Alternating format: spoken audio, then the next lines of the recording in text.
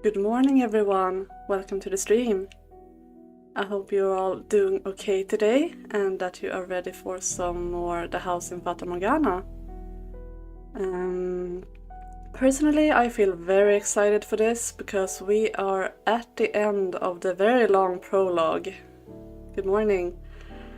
So last time we met Best Boy Michelle, and we were also told that this is the supposed final door, which, spoiler alert, it isn't. Like I said, this is the end of the prologue. This is where the game goes from very good to simply amazing, so look forward to that. We also got some very strange messages in the backlog, which is why this story is so very interesting, because on a first glance it's just a very cute story. It's very different from the other ones. It's not as depressing. It's just very cute and sweet. But if you look in the backlog, well, we are getting censored a lot about a lot of different things, like the white-haired girl's name. We finally found out that her name is Giselle, but in the backlog that's being censored, so who knows what's actually going on. We also got some message from the witch Morgana. Yeah, so I'm very excited to keep reading this. I love this story. It's so good.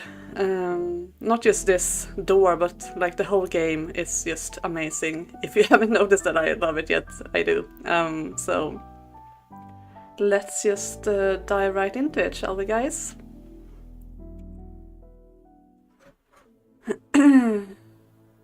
And as always, tell me if the sound is weird and I will fix it, but hopefully it will be fine. It had been about a week since the white-haired girl had taken up residence in the mansion. Staying in that house, the Proud of Light, was, I imagine, a very claustrophobic experience.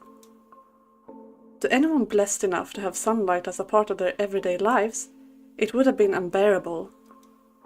But for her, the mansion, with its prison walls and lack of either illumination or recreation, was the one place she could find respite. She and Michelle continued to be distant, however. He spent most of his time in his chambers, which he had explicitly told the white-haired girl to stay out of, leaving her unable to close that gap. Nonetheless, on the occasions they did cross paths in the hallway, their eyes would meet, if but briefly. It was never for more than a few seconds. Whenever she saw him, she made a point of giving him a little smile. He never said anything, but still, when she had first arrived, he would not even meet her gaze. He seemed to be taking more and more notice of her. One day, the white-haired girl stood in the cellar, a frown on her face. "Well, this is troubling. I can't go down to the village, but if we don't do something soon..." The cellar was where the food was stored, an assortment of non-perishables and dried foods, smoked meats and cheeses. Her daily meals were taken from the supplies there. However, the stockpile was beginning to grow quite small. Were she not on the run, she could have gone to the village to procure more. Or perhaps, were she a little tougher, she could have captured a wild animal for its meat. But master, you know, a young, delicate thing like her was hardly up to the task of hunting food. How does he normally get his supplies, I wonder? From there, other questions about Michelle started rising in her mind. No matter how lifeless he seemed, surely he still had to eat, right? The white-haired girl nodded, then made her way out of the cellar, intending to head for his bedchamber.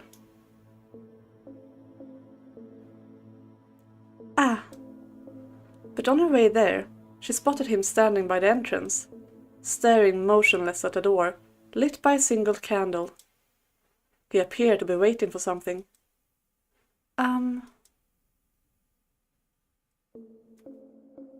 May I ask you a question? Go on. I was just down in the cellar, and I noticed we were running low on food. Do you normally go down to the village to restock? I haven't been outside in 10 years. Then how do you... What if I told you I don't eat? What? That I am not of this world. And as such, I have no need of sustenance. What would you think of that? That sounds very, economical?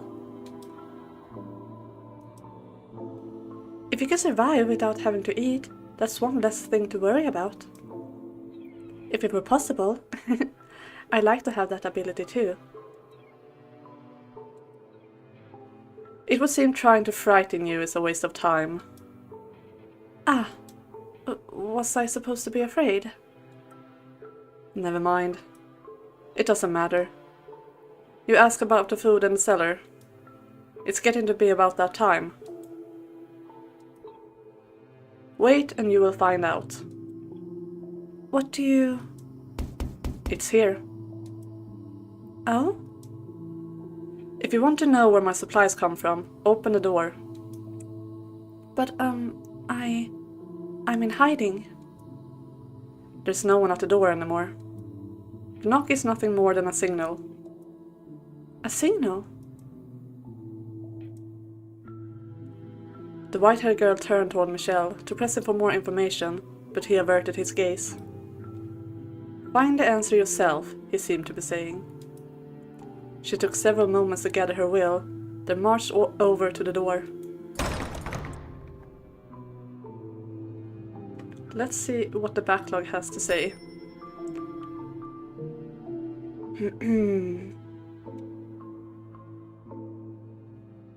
Nothing strange so far, it seems like. I'm so scared of missing something. There, we are censored again.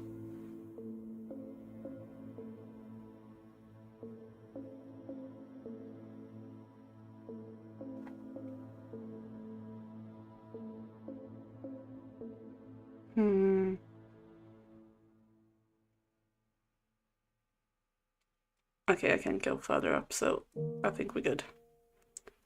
So bright. The sunlight, which she had not seen in some time, was so bright it seemed to burn her eyes. Although the sun itself had not gotten any brighter, she had simply spent so much time in the dark, her eyes were no longer accustomed to that much light.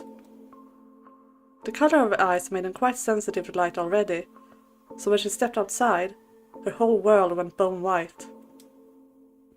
The white-haired girl stood motionless for 10, perhaps 15 seconds, and when her eyes had finally adjusted to the light... What's this? She noticed a crate on the ground at her feet. She turned her back to ask Michelle about the box, but the mansion was so dark it appeared to be wholly severed from the outside world. What do you think the censoring means? That your memory is fuzzy? Yeah, probably. Because I don't see any kind of pattern with the censoring, so it's probably that our mind is like recovering and cannot fully grasp what we are seeing here or something like that, I believe. And I also think it's like a way to tell us that something weird is going on with this story. Yeah, but that's a very good theory actually, that it's about our memory being fuzzy. I think that makes a lot of sense actually. From where she stood, she was unable to distinguish Michelle from the shadows. A pang of nervousness struck her. She wanted to return to that darkness as quickly as possible. The white-haired girl had come to yearn for that world without light, more than the one with. Sorry, guys. The crate was fairly hefty. The slightly built girl had considerable difficulty bringing it into the house. but eventually she did manage to drag it through the front door. And then, everything went dark once more, except for the faint flicker of candlelight floating in the air. You can leave it there. I'll take care of the rest. What's... Without a word, Michel approached her and the box, withdrawing a knife that he had evidently kept hidden somewhere on his person. With it, he cut through the rope that bound the box. Go on, open it up. At his insistence, she placed her hand upon the lid. She had no idea what lay inside this unexpected delivery. Whoever had brought it was already long gone. Staring at the strange box, she was racked with nervousness. However, what she found when she pushed aside the lid was completely ordinary food. Is something amusing? It was just rather anticlimactic. Here I was worried about what might be inside. We were just talking about the supplies in the cellar. So we were. It completely slipped my mind. They should last us for some time. It's all preserved, just like what's in the cellar. But I don't understand. Who would deliver all of this to you? There should be a book in there as well. What? Oh, there it is. In the library, he said that his family sends him 1 book a month. Does that mean this box came from them? If so, then why did the person who delivered this leave without speaking to him? What happened between him and his family? Is he here because they want him here? Or because he chose to be here? Take the book to the library, please. I will bring the rest of the supplies to the cellar. But it's a big box. I'm sure you could use some help carrying it. That won't be necessary. Take the book and go. But... Fine, then stay here. I'll take care of everything. Wait, hold on, please.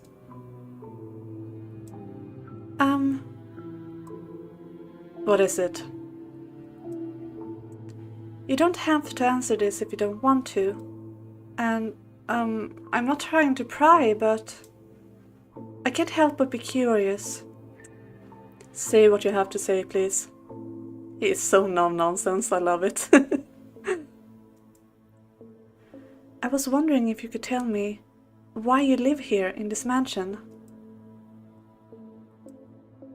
Why did whoever delivered this box leave before you even opened the door? Could you perhaps be imprisoned here? I'm gonna check the backlog real quick. We don't want to miss anything, and I can't go as far up as I want to, so I need to do this in between. Nothing weird so far. Everything seems quite normal. Yeah, nothing wrong.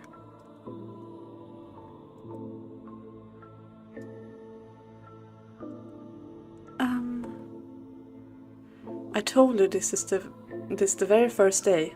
I'm cursed. It's only natural for a cursed man to live in a cursed house. Yes, but that's such a vague answer. I don't understand why you're in the situation you are. I don't know how you feel about it. There's so much I don't know. And I'm not even sure if your curse actually exists.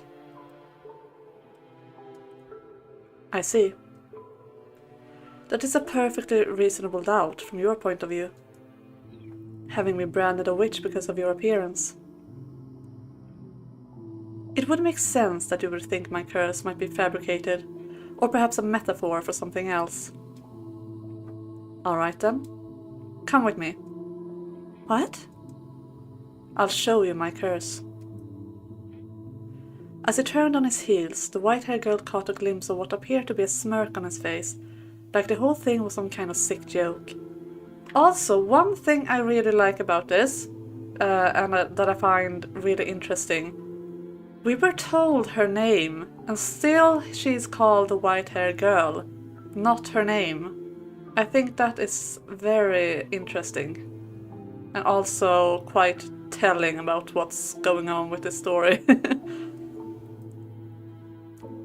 That smile carved into his mask was far colder than any look of annoyance or rejection. Oh my god, I can't speak. But despite the twinge of nervousness, she still followed after Michel. As much as he might have stood out in a crowd, with such height and long hair, his presence was almost entirely eroded away by the darkness. That's also interesting. As much as he might have stood out in a crowd with such height and long hair. Like, okay, yeah, his hair is very long, I agree with that, but that's not the reason he would stand out. He also has white hair and red eyes, but it's not once mentioned in the story. It's so interesting. I really like it. All these little details that they just never even mention, but it's so telling of what's going on. She felt that he could simply fade away into nothingness at any moment. Many things are buried here. Huh? Mice, insects, wild cats and dogs. Have you ever thought it strange how little life there seemed to be around this mansion? You're right. I haven't seen a single creature since I arrived. The only sound you can hear is the wind blowing. Now that you mention it, it did seem peculiar. They were all killed by me. Or rather, they lost their lives because of me.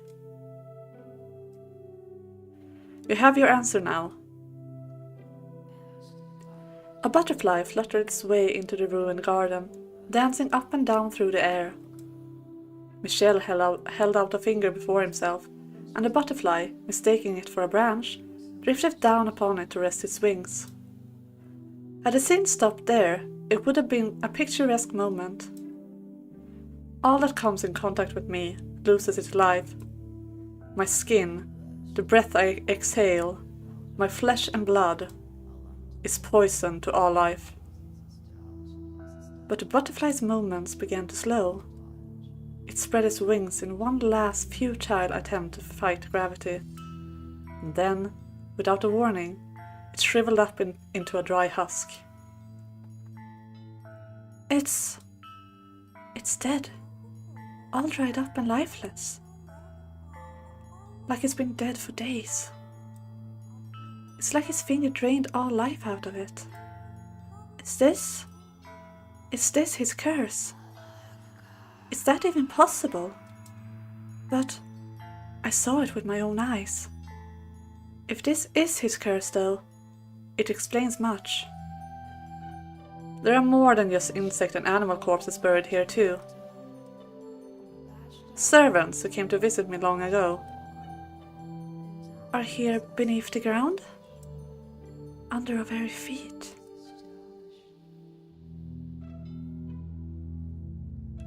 That's why the servant leaves before I open the door. Should he touch me? Should he get near me? His very life is in danger. Okay, I'm gonna check the backlog. Yeah, we are getting censored, that's for sure. Let's see if we get any new messages from Morgana.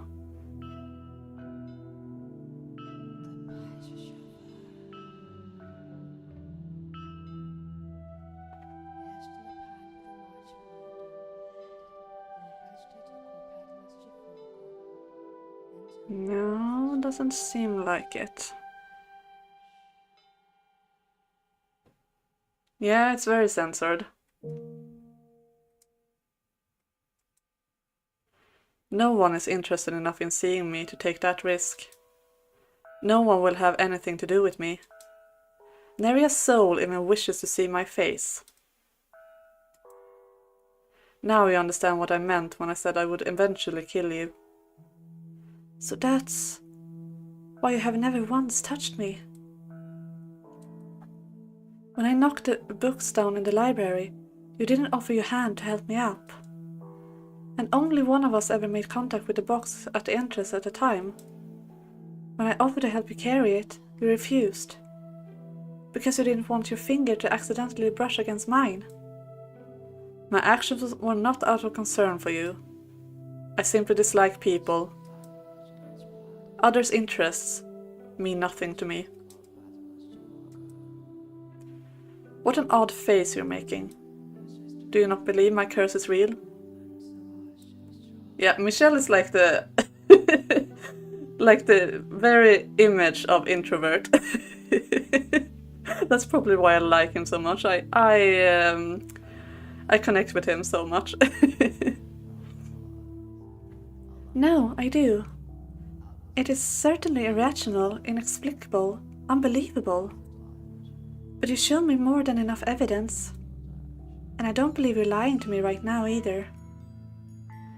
In which case, you now understand how dangerous it is to be near me.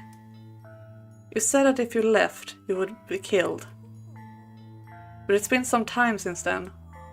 If you're careful to cover your tracks, you should make your escape.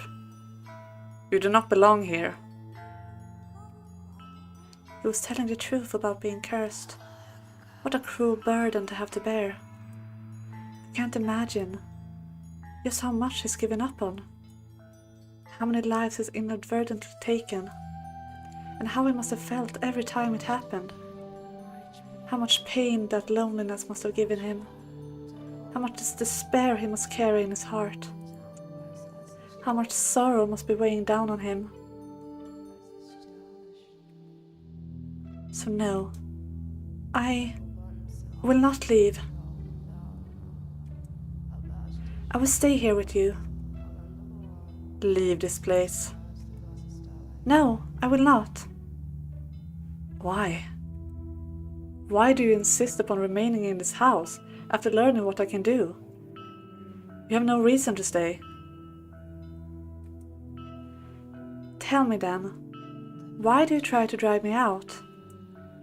If you don't care for others, as you say, if you're not concerned about anyone else, then what does it matter what I do? What does it matter if I die to your curse?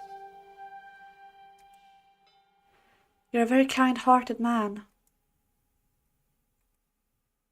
You've been watching out for me since the day I arrived, doing whatever you can not to inadvertently kill me, not to afflict me with your curse. No. Here's what I think. No one capable of showing genuine care for others can honestly truly dislike all people. They can't possibly be indifferent. No, That day we met before the stained glass window, you heard me out. You listened to my plight. You didn't try to chase me out. That day, I thought you'd be a good person, and I still believe that. I simply assumed you would leave on your own when it was safe. I never thought you would be so foolish as to want to stay in a house like this, with a man like me. How does that make me foolish? Do you not value your life? Are you not afraid of death? Do you not find me unpleasant? The thing I fear most is loneliness. You're probably right that by now I could safely sneak away, get myself somewhere far from here. But even if I did, I would inevitably find myself in the same situation. The only way I can avoid that fate is to stay away from everyone. Time to check the backlog again.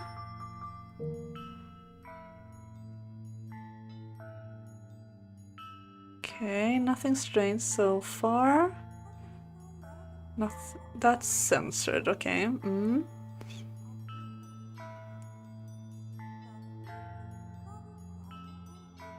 This story is so interesting, guys. I also see a lot of things that I can't really talk about because it's very spoilery. And sadly, I can't talk about it even after the story is done because it's still spoilery. But I see things like showing things about the white-haired girl and her identity and things she says that are very interesting as well.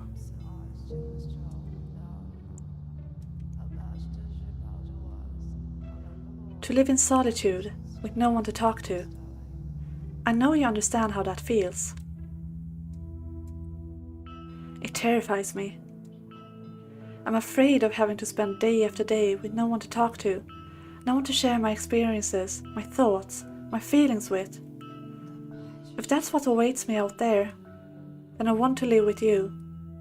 I want you to be an essential part of my life. Impossible. Please, don't chase me out. You are a cruel girl. Never again will I allow myself to get close to someone, only to watch them die. Never again. My mother was the first to die. It happened shortly after my birth. That's also very interesting. I hate it I can't talk about stuff without spoiling. I see so many interesting things, my god. Next was my wet nurse. 2 deaths could be considered a coincidence, but as the number rose, it became clear that I was cursed. And I was forbidden from making contact with anyone, even at home. Regardless, being in the same house, accidents will happen. Numerous people lost their lives. Attendants unfamiliar with me, or those who simply brushed up against me by mistake. I couldn't take it any longer. So you chose to move here, to this remote mansion, to keep yourself away from your family.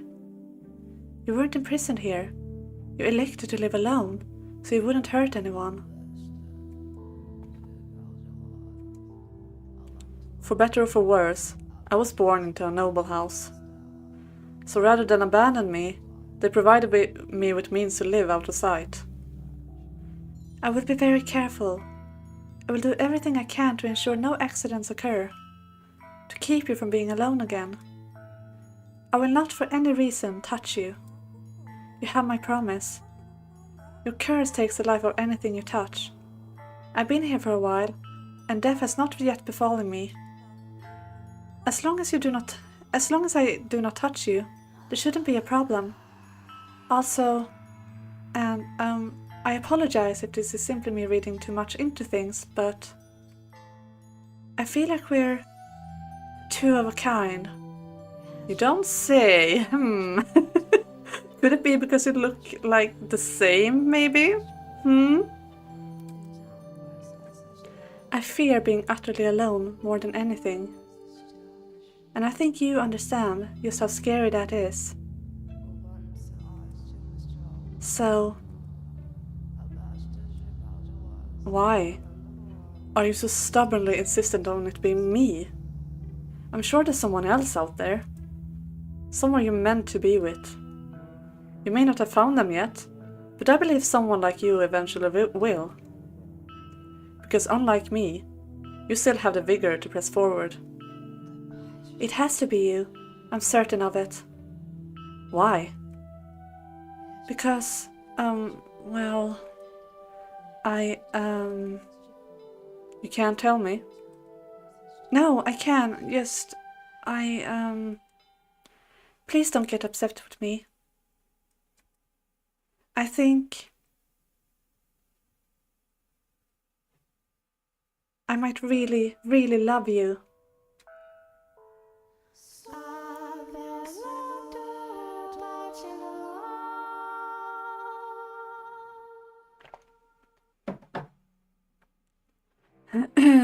let's see if the backlog has anything to say before we continue, shall we?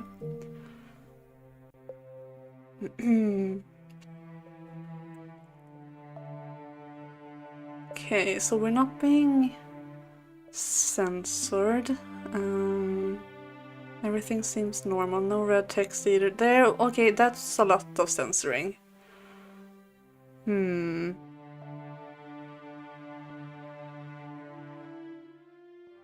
Yeah, that's a lot.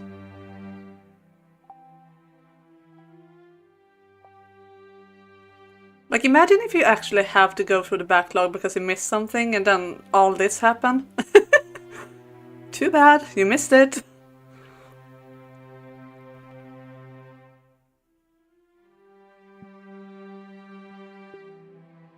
Okay, let's continue.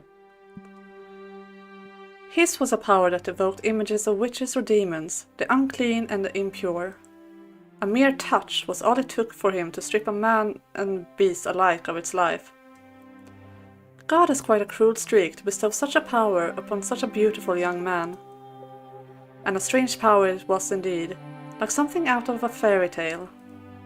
Like something confined to words upon the page, it seemed otherworldly, unbelievable. Nonetheless, as he had demonstrated to the white-haired girl, his peculiar powers were indeed real.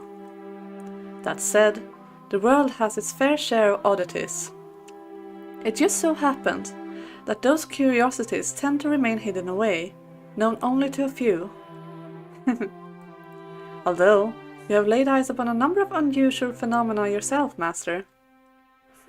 The doors to the past through which we have passed, this very mansion, and, as a matter of fact, the two of us. Now, as you just saw, the white-haired girl found herself enraptured with this man and his accursed power. Is the censoring mostly about stuff that happened in the past? I'm not sure really. I don't really see a pattern actually. We can see if we can see some patterns next time we check in the backlog. Definitely. But so far I haven't seen it, but I'm also not very good at this kind of stuff, so we can work it through together the next time we check. How do you think Michelle acted in response to her proclamation? He had spent so long refusing to interact with others.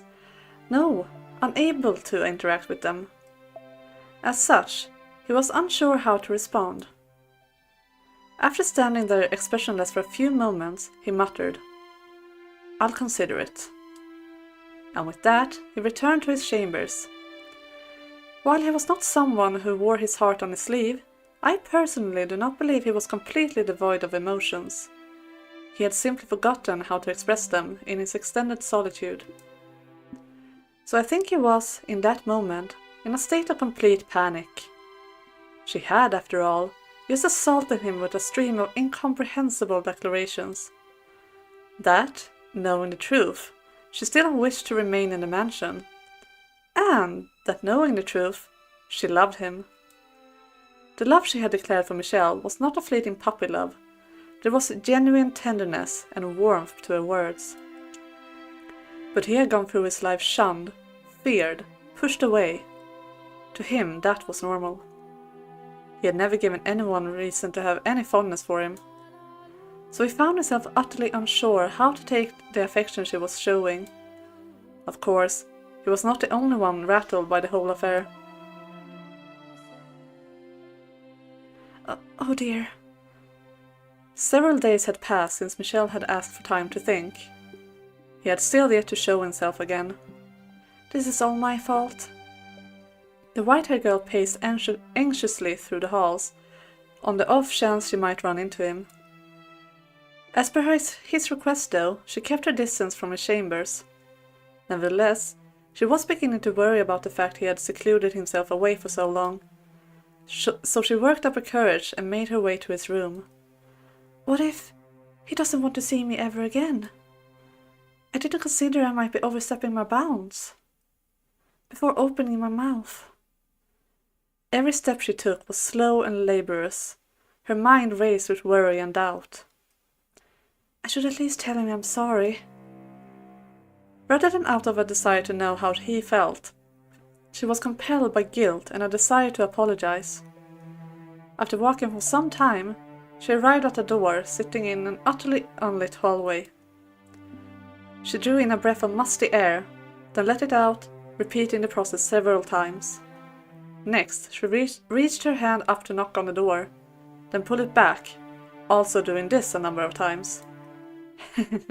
Oh, how adorable she was. I wanted nothing more than to give her a little nudge. After all, she was too sweet a girl for her worries to be anything but misplaced. I just can't find the courage. Maybe I should come back another day. But what's the point of waiting? I need to apologize and get the weight of his back now. Okay, let's check the backlog again. Let's see. Nothing strange. No.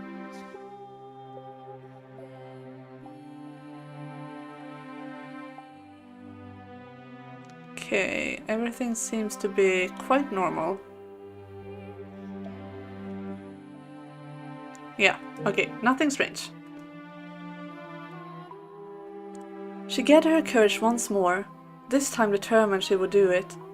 The white-haired girl moved her small fist toward the door, which then swung open.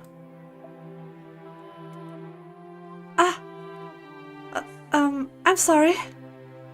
Please, you must announce your presence. I almost walked right into you. Are you in that much of a hurry for a mishap? I'm sorry. And I believe I told you to stay away from my chambers. You did, so I spent a long time debating whether I would, but I decided I really wanted to tell you this. Oh, well, actually... I'm truly sorry. What? The other day, I could barely manage to get the words in my head all the way to my mouth. There was no room in my mind for anything else. I shoved my own thoughts and feelings into your face. Not considering that might not be what you wanted. Just running non-stop, not thinking at all. I was terribly disrespectful to you. Completely selfish. You're a kind-hearted man. I truly believe that. But you were only being courteous because you're a nice man.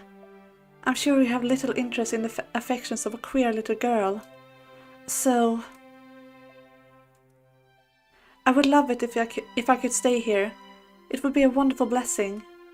But if you really don't want me here, if my feelings are imposing upon you, then I apologize.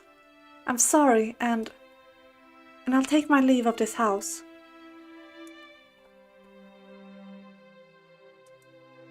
I'm sorry. Don't be. My mind went blank for a moment. What? I found it difficult to comprehend you. The other day, you were firm in your intentions to stay, and now you say you'd leave without a struggle. You holed up in your room for so long that I thought, you didn't want me around. To be honest, I want to stay here. I do. I think you should do whatever pleases you. Huh? You can stay, or you can leave. I will not pressure you to do one or the other. So, I'm not imposing? To tell you the truth, I had to think about that for some time. However, I have now come to something of a solution. Since you're here, come into my room. What? But I thought I wasn't allowed to. To prevent what almost happened a few moments ago, so we don't accidentally run into each other. Sorry. You're forgiven. Now, come in. Okay.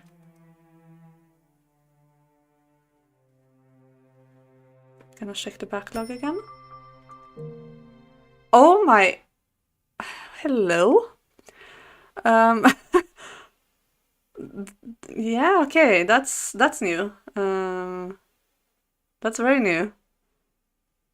So someone is screaming in the backlog. Huh. Is there anything else going on here? Wow.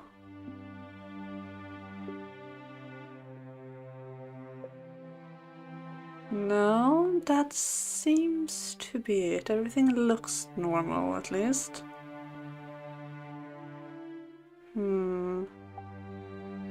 Okay, so someone is screaming in the backlog. That's what's going on. So we need to check quite soon again, I feel like. But let's keep reading for a little while. Is this a necklace? If that's what it looks like to you, then I suppose that means I succeeded. Pick it up. Ah, it has a little bell. It's adorable. Please make an effort to wear that while you're in the house. Because it's so dark, there will always exist the risk that we might accidentally bump into one another. So I try to come up with a way to reduce that risk. Does that mean you didn't leave your room because you were working on this? That's right. What other reason would I have? I think most people would assume it was because they had put you in a bad mood. Or that you didn't want to see them. I have little sense of how most people see the world. Sorry. I appreciate it though. I'm really glad to know that you put so much thought into our life together with me. It would be difficult not to after the other day. I'm so happy right now. I can't think of any better word to describe it. I couldn't be happier. You're being dramatic. And I'm checking the backlog again. I am very curious. Nothing?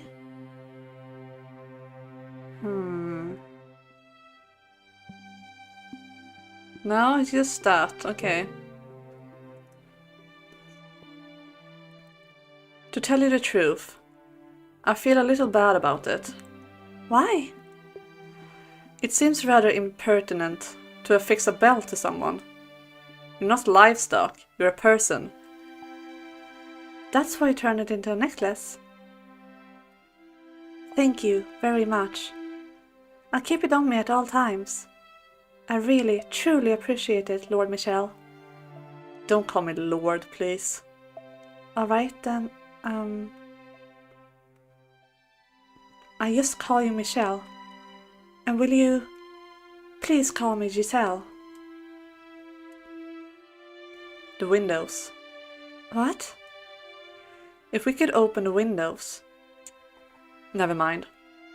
I was just thinking you wouldn't need a bell at all if we could get some light in here. They can't be opened.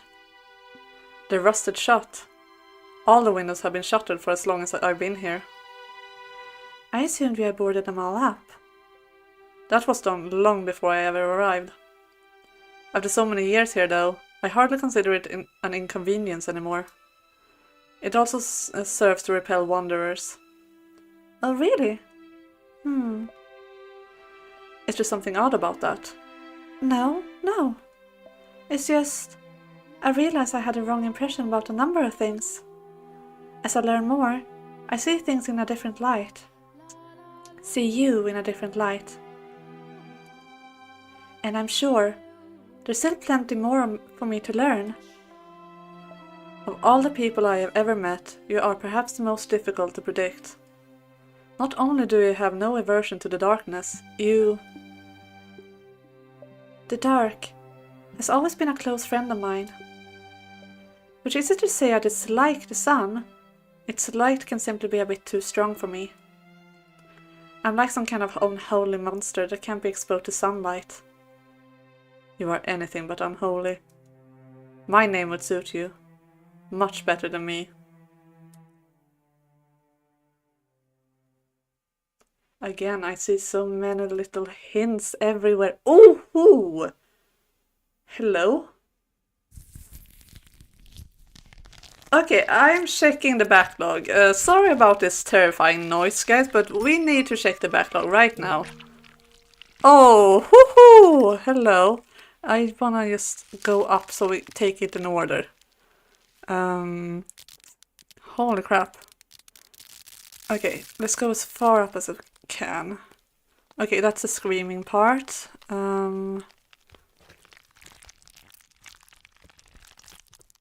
Oh, the noise. It's... ooh.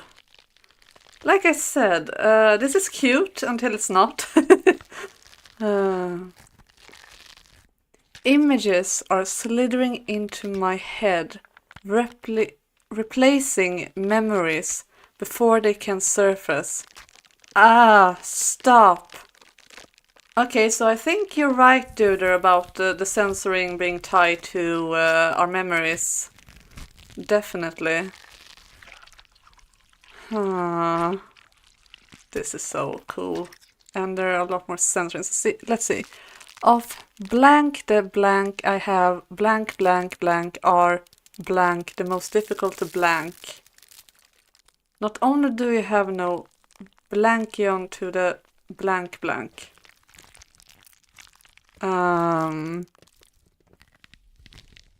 I don't really understand. Of all the things... I don't even remember what it said there.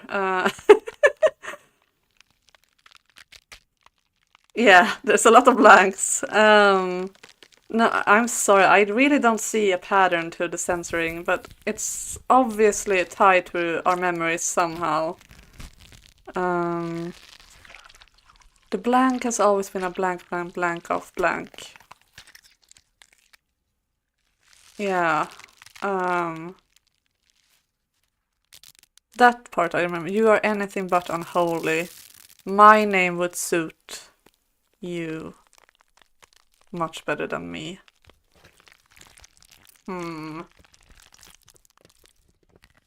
Yeah, exactly. The sun has always been a blank.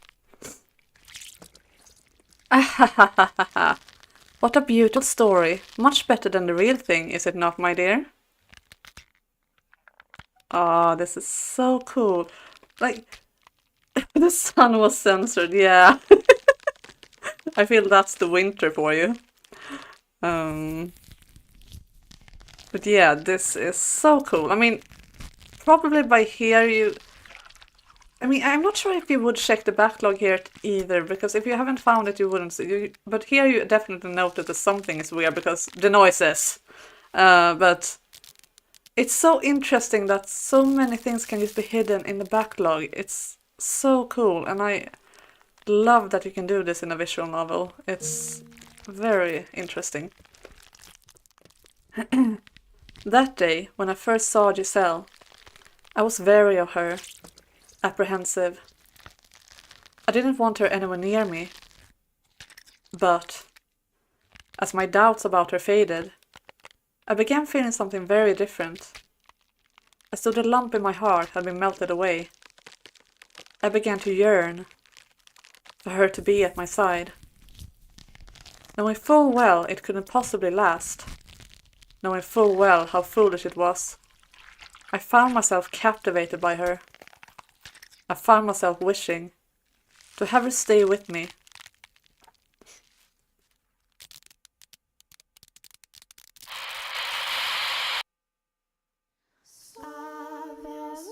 And then just cute, happy music. Yeah, we're checking the backlog again. I think there's probably more.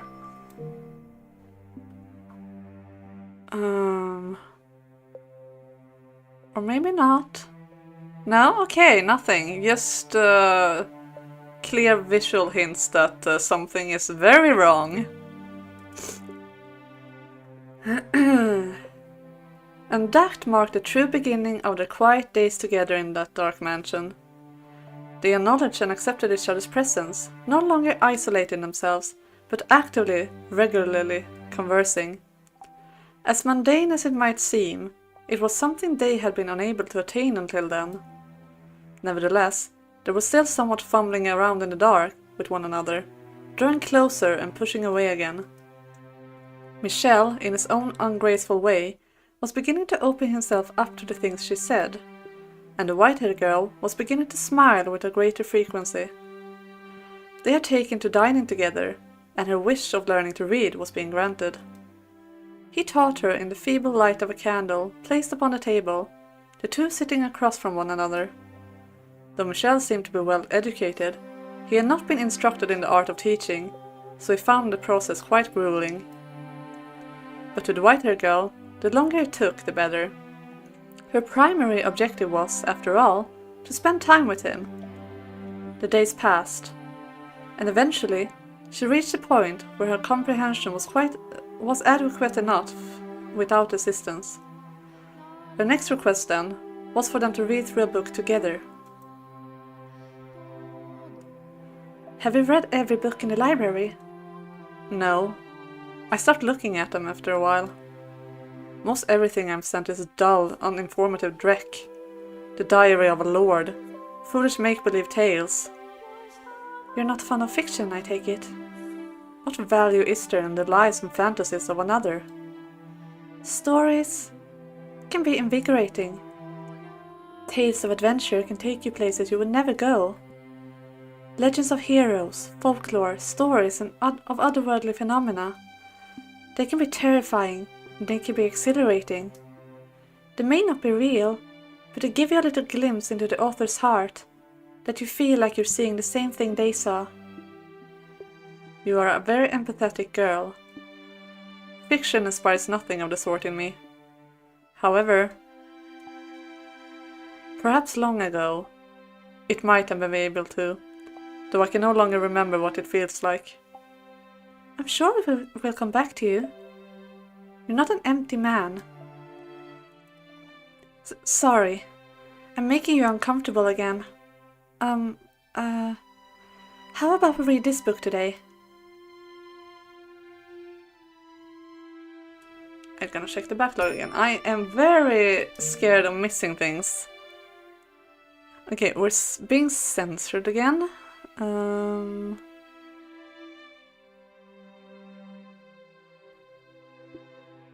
Yeah, more censoring. This really is backlog the story.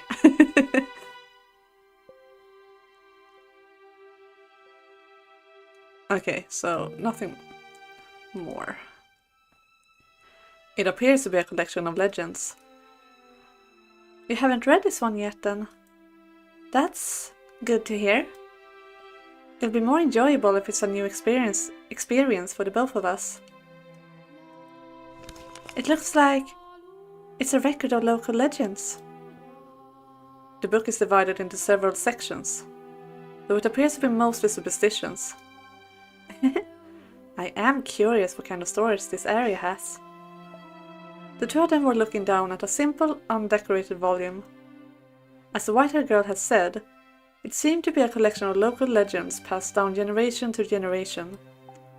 They sat across from one another at the table, her turning the pages, and Michelle simply watching so as to not brush against her. Eventually, her eyes were drawn to a particular word on one of the pages, bringing her hands to a stop. The witch. That chapter detailed the story of a witch, more precisely, said witch's curse. The story went something like this. There once was a witch, skilled in the dark arts. She lived a meager but peaceful life alongside the other villagers. But then, a long drought struck the village, which the people blamed on the witch.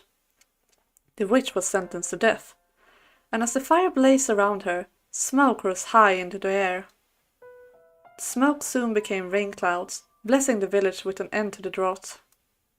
The crops were revitalized, and the villagers fancied themselves heroes. However, the rain also brought madness upon the people. Though the earth below them was lush and fertile, the villagers were losing their minds, and they eventually began to take each other's lives. The witch still lived on, in the form of a curse. Many fell victim to the witch's curse. Though it did not only take, it also fulfilled people's desires. The villagers had gone mad, but their wish for freedom from the drought had been granted. Thus, the legend has passed down as follows. The witch will grant your wish in exchange for a great sacrifice. As smoke in sky, she watches down upon us from above. To reach the witch, climb for the heavens. But no, that road is a road to destruction. Backlog.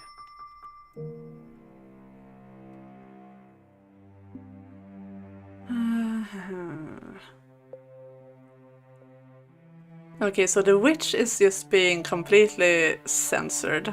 Interesting.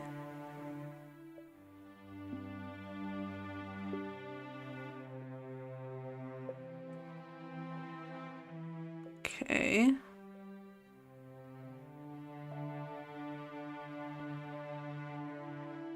And I think we've been through this, right? Yeah, okay.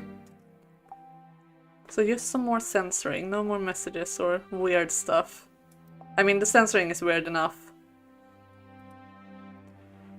People still believe the witch's legend even now, I suppose. And that's why I face accusations of being a witch. This is not an area very welcoming to outsiders, especially one who stands out as much as you. What brought you to this region in the first place? Mine is a story I'm sure you heard before. I was cast out of my house. I come from a very poor family. We could barely even afford to keep everyone fed. Being as weak as I am, it was only natural that I would be the first to go. I see. What I don't understand, though, is why the witch is said to grant people's wishes. That is to say, she had a reason enough to hold a grudge, but not to give people things they asked for. All we have to go on is a few pages. There's no saying what might have been changed or added over time, and it's almost certain the entire legend isn't written here. That said, if we are to accept everything as written, you can infer that the witch's reason might have guys, I can't read. You can infer what the witch's reason might have been. And that is, if you truly want it that much, you can have it, but I'll make certain your suffering outweighs it. Despair that comes after a moment of happiness is far more agonizing than despair alone. I presume that is why the witch decided to grant people's wishes. That is one way to look at it. May I ask you something? Go on. When I first arrived here, you told me that a cursed witch used to live in this mansion.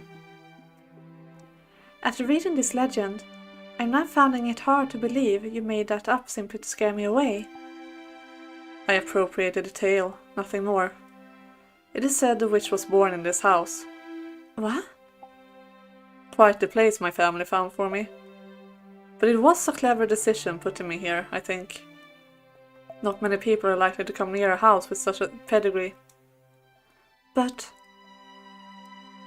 no, never mind. That makes sense. I suspect I know what she was going to say then. If the witch is said to grant wishes, then wouldn't that also attract people who so desperately want something? They do not care what price they must pay. And perhaps she was correct. Perhaps there had been those who had come to the mansion chasing after the legend, and perhaps they had encountered Michel, touched him, and lost their lives. On that day in the garden he had said, "Many things are buried here." Perhaps that included such visitors. Okay, let's check the backlog. Everything looks nice. No strangeness going on.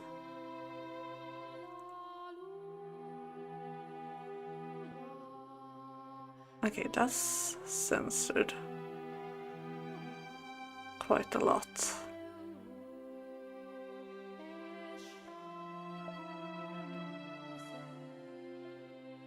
And then there's a story, and that's just... okay. I wonder if that story might be more than mere superstition. If the witch of legend really did exist, what would you do? It might be nice to talk to her, maybe. That's all, really. I feel a little bad for her, though. The only people who ever visit her are there to ask something, after all. I can only imagine just how lonely that must be. I swear, I cannot comprehend the way your mind works. Sorry. Although, if we assume the legend is true, I have an idea what climb for the heavens might mean. Oh? The mansion has an observation tower. Or, I suppose, what used to be an observation tower. At any rate, it is quite a tall structure. This is the house where the witch was supposedly born. A tower reaching for the heavens seems like the perfect place to find her, if she really is here. Oh yes, I remember seeing a rather tall structure as I first approached the mansion. Would you like to see it? Of course. Please, lead the way. Okay guys, I need to stand up for a bit, I feel like. So you do the same. We need to stretch our limbs. Yeah, so let's take a few seconds and stand up, and then we will be back, so don't go anywhere.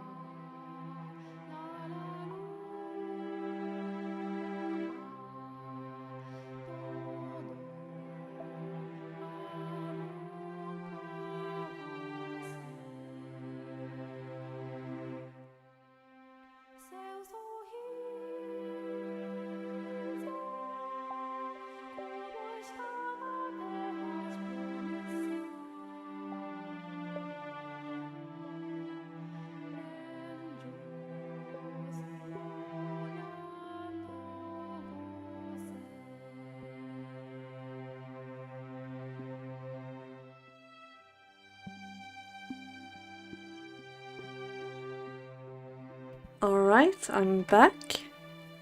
Let's keep reading. The two of them left the library and made their way to the room with the stained glass window. At the far end of that room were the stairs to the observation tower. The tale of the witch had piqued the white-haired girl's interest, inspiring her to put herself forward to satisfy that curiosity. She had, after all, been accused of being a witch herself, so she undoubtedly felt an affinity to the legend. What a sweet girl she was.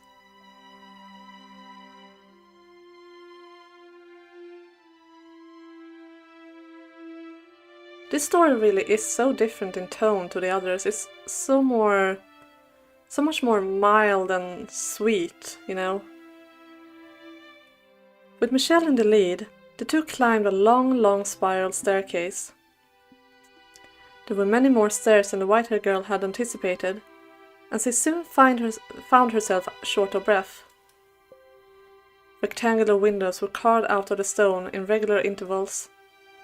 Peering through one of them, she could see a village in the distance. A pleasantly cool, high-altitude breeze brushed across her face. After much climbing, they finally arrived at the top, where a door made of partially rotted wood stood. Michelle pulled open the door, revealing a small room with no windows or doors in sight. This is the top of the tower. Despite it being called an observation tower, you could hardly observe anything from there. Her face contorted in confusion, the white-haired girl threw her gaze about the room. Glancing up, she saw only a darkened ceiling, and, slightly below it, a single small window through which through which shone a little ray of light. The beam cleaved through the darkness like the sharpened blade of a beautiful sword. The darkness draped over the rest of the room only served to make more impressive that solitary ray of light. It had a magical, fairy tale quality to it. As if being pulled in by it, she drew toward the light. I suspect there was once a large window in this room. If you look closely, you can see the seams in the stone of the wall. The color of the stone differs slightly on either side of the seams. I presume something caused them to seal off the window after it was built. Though I don't know what that something might be.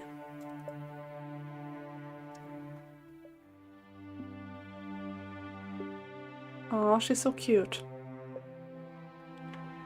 We are taking a picture. The creepy paparazzi vampire is here again.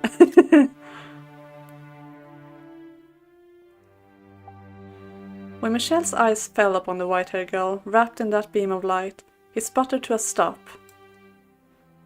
The man who never flinched at anything, who had long since distanced himself from such stirrings of the heart, was utterly bewitched. He had never seen her illuminated so vividly before, and he was having a great deal of trouble finding the words to describe her striking beauty. For someone who had been chased out of her home and accused of being a witch, the white-haired girl looked less like a practitioner of the dark arts, and more like one of the hosts of heaven. Michelle undoubtedly felt the same way, for his gaze was affixed firmly upon her. Okay, another picture, because that's a very cute smile. And we're checking the backlog. Ooh, there's stuff. Let's see. Let's go as far up as we can. Okay, so it seems to be quite normal. So, yeah, nothing weird here. Everything is the way it should be.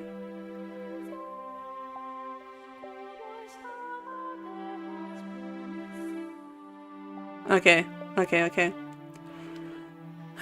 As a bit of an aside, I'd like to share with you a little fact of life, my dear. Humans have a far greater capability to hurt, betray and forsake others than they do to love, trust and protect them. And that's precisely what the majority of people do. Yes, I believe you know good and well that no matter how much you may trust someone, they're still going to abandon you in the end. Oh, and all her words are being censored as well. Oh my god.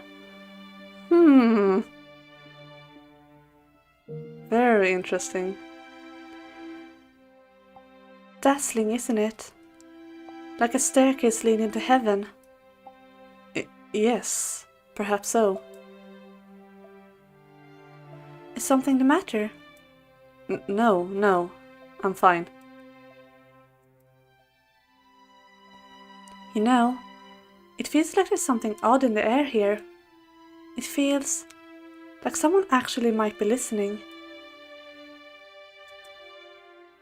If the witch were to speak to you, what would you say to her? I would ask her to tell me her true feelings, to tell me what kind of person she was, and what kind of pain she had to endure. I just want to know what she felt, this woman people branded a witch. The legend was written from a neutral perspective. It's possible she was a fearsome witch. It's also possible she wasn't. I get the feeling she was just persecuted, like me. Like me and you. Unlike you, I truly am impure. Let's see. Yeah. There's more. There's so much more. There's a lot. Oh my. Alright, so everything is censored. This is... yeah, everything is censored. Except for the ...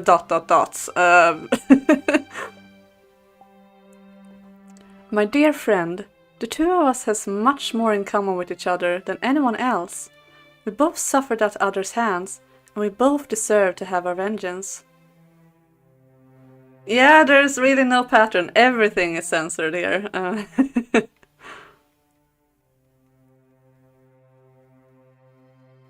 Go on. What's the matter? Make this tale into your reality. Surrender yourself in this moment to this beautiful story and remain here in the mansion with Giselle. Watch this moment, this dream. Who are you? Oh, we're getting more... we're getting a conversation here. Well, that's a surprise. You actually have a conscious mind. And you are aware of who you are. You know nothing. Who are you? Someone you once spent a great deal of time with. You're definitely breaking the fourth wall here. I love it. It's so cool. Such a creative way to write a story. I must say, I am impressed you made it back here, my dear. Your soul was ground into the dust. It will all come back to you eventually, and then I'll be there with you again, my dear, whispering into your ear for centuries to come. And this time, I will not fail. I'll mold your soul into the same shape as mine.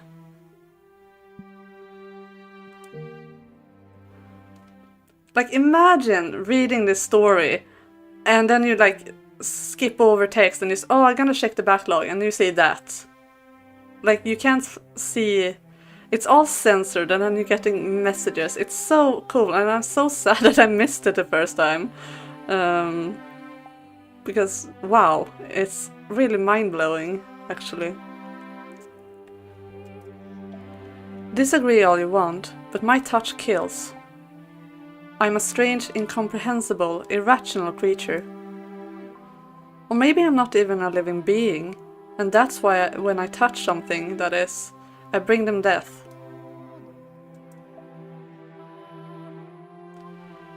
If only I actually were a witch. If only I actually had some kind of extraordinary power, regardless of whether it came from God or the devil, then I would be able to grant people's wishes. My wish need not be granted. But it's what I want to. I wish to be able to touch you. I would be perfectly content with nothing changing, with us never being able to touch one another. I would be more than happy with that. But I'm allowed to dream, aren't I? It doesn't have to be in this life. I pray the day will come that we can get closer, even if it has to happen in another life. Happiness is very much a stranger to me, but am I allowed to dream too? You are. Backlog. Oh, ho, ho. There's more, there's more, there's more. Alright. What a wonderful little show these puppets are putting on for us, wouldn't you say?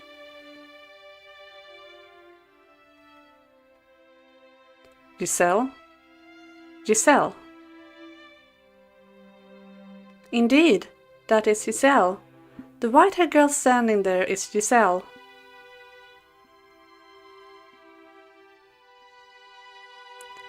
We once read a book together. It was by the fireplace.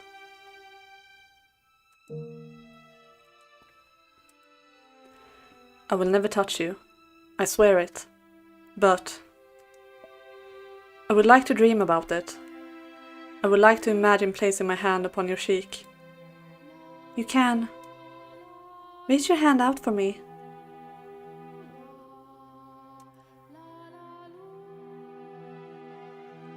I will imagine it too. I'm imagining your fingers running through my hair, brushing up against my skin. I can feel your warmth.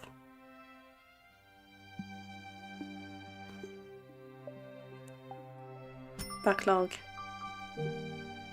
Oh, there's more. Okay, we once read a book together. It was by the fireplace. You did not. Those memories are false. Books belong in the library. Why would they be at the fireplace? Curse them, slaughter them, revile them, inflict eternal suffering on all their souls. Take revenge on the fools who laughed as we agonized. There was a wall between them, a wall they could not cross. For if they did, it would mean the white-haired girl's death. No matter how much they would yearn for it, they could not touch one another, so they did so within the confines of their imagination. Someone seems a bit mad? Yeah, definitely. Envisioning it in as much detail as they could manage.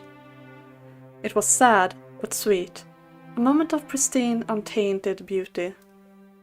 The two of them emanated serenity. As fitting as the word cursed might have been to the mansion as a whole, at the top of the observation tower, a pure bond was being shared. A fleeting moment between a young man with a cursed touch and a kind-hearted, beautiful girl. The dream did not last long, no, for God is quite cruel. They simply wanted to be together, that was all. Their wish was hardly unreasonable. Only a quiet, peaceful life together. But misfortune was creeping ever nearer, its footsteps growing more and more pronounced.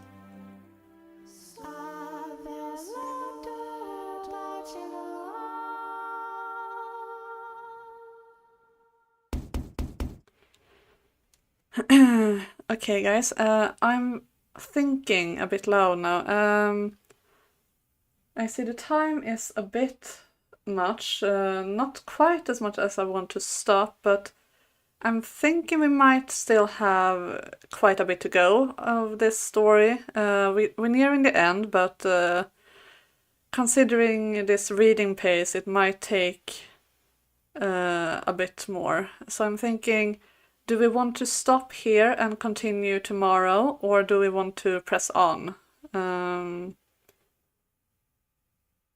Because either is fine with me. I can have a late lunch, that's perfectly fine, but I'm thinking of you guys, so I don't force you to sit through this if you don't want to. I mean, you're all here because you want to, but go on? Okay, then we will go on and see if we can finish this today. I actually made sure to have a little bigger breakfast today, just to be able to hold on and not starve. So yeah, let's keep going then. Is someone at the door? The flow of time was hazy within the mansion's walls.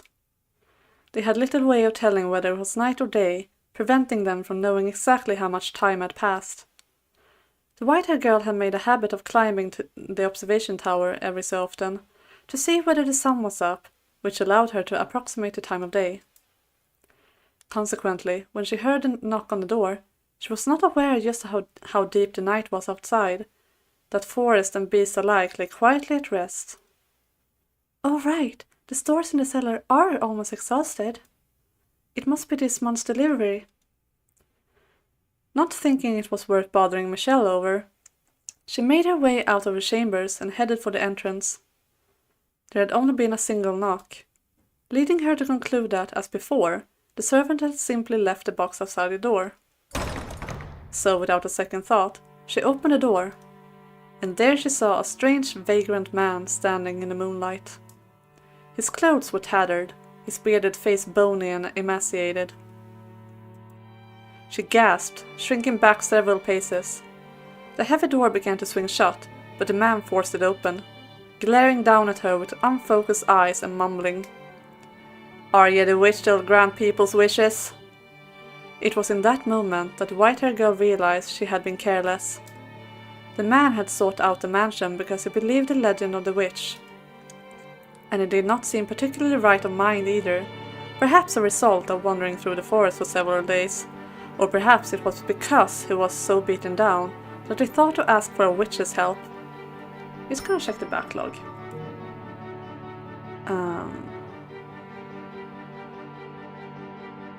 Okay. seem to be nothing more.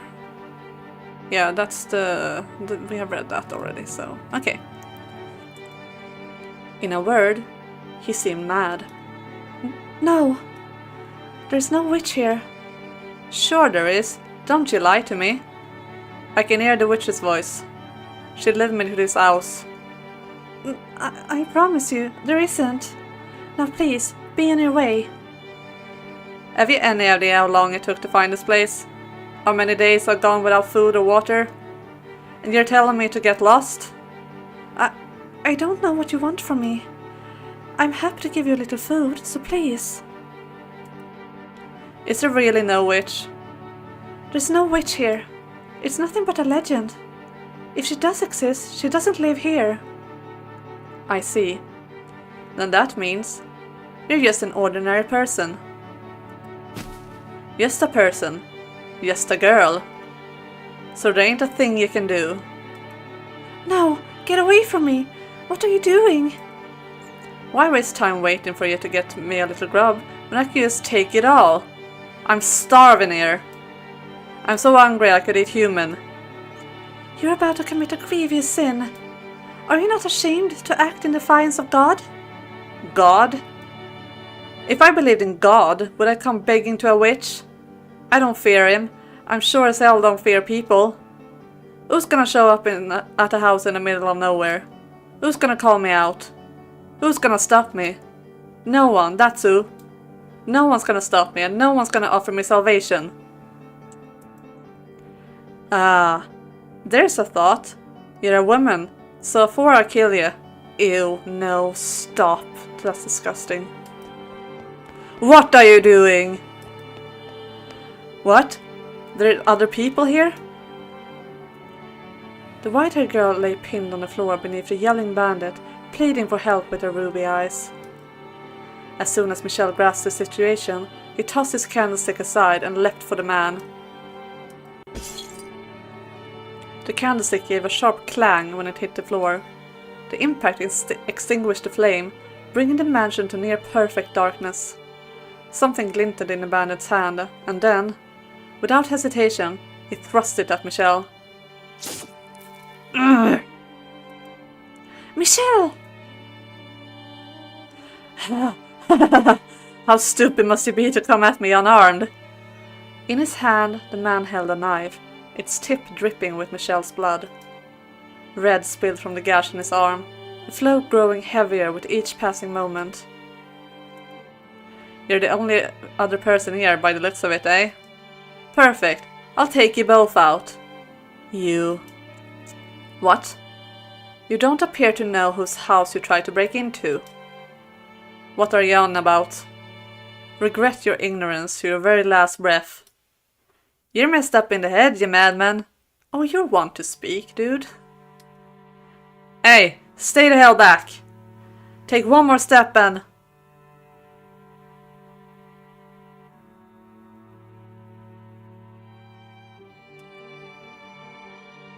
I inherited the witch's curse. Let go! Michel clutched the man's face in one hand. The man raised his knife to strike back, but...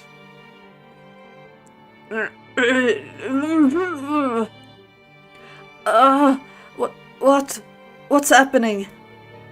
The strength drained from his fingers, the knife falling to the floor, and we are checking the backlog.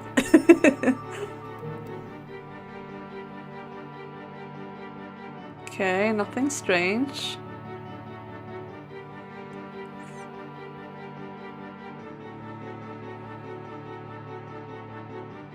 It's kind of like playing an RPG, like, oh, the main story is exciting, let's go do side quests. Okay, but everything seems to be fine, so let's keep reading. The man writhed in Michel's grip.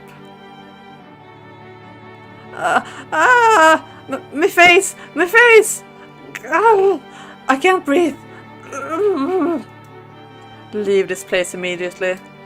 Though you won't get far afflicted with my curse. The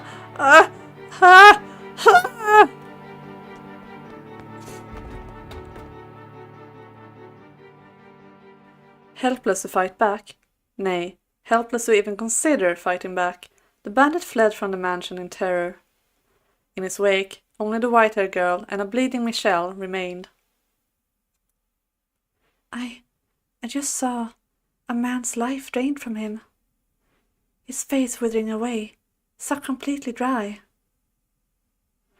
Wonder how long it takes for the curse to kill? Yeah, we have not been given any time span, but I mean, the butterfly died quite fast, but it's also quite small, so who knows? I didn't doubt him, but dear God, that was quite disturbing for you, I'm sure. No, not at all. It's my fault anyway, if I hadn't been so careless. Oh, your arm! We need to get that wrapped up. Please, do not touch me. You mustn't touch me. The wound is hardly fatal. It's all my fault. I'm so sorry. No, a degree of the blame falls on me for saying nothing. Next time someone comes to the door, let me know. I'm sorry. Please, you don't need to apologize. Well... Yes? For once, I'm actually proud of myself. Proud that I could use this terrible ability of mine to do something more than just take life. To protect someone I care about. So, like I said, please don't apologize. All right, thank you. Michelle? I'm glad you're here. I care about you too. Thank you. Had the flame of Michelle's candle not gone out when he threw it to the floor, you would have seen a heartfelt smile on the white-haired girl's face, and she would have seen a flush of red and an awkward smile on Michelle's normally blank face. He also might have seen a little glimmer on her cheek, where a few drops of his blood had landed. But alas, they had no light.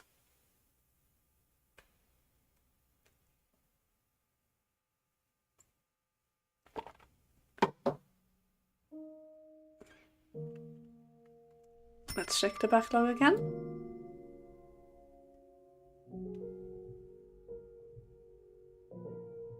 Okay, so no censoring and no messages.